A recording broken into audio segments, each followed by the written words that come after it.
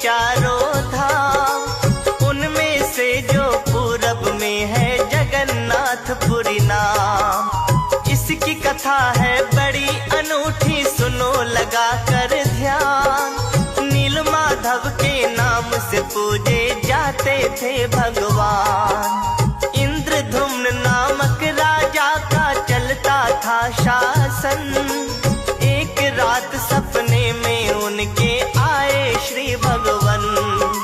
धन्य हो गए महाराज जो पाए हरि दर्शन।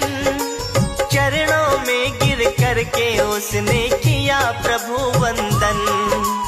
क्या आदेश दिया भगवन ने ये बतलाता हूँ, मैं कथा सुनाता हूँ। श्री जगन्नाथपुरी धाम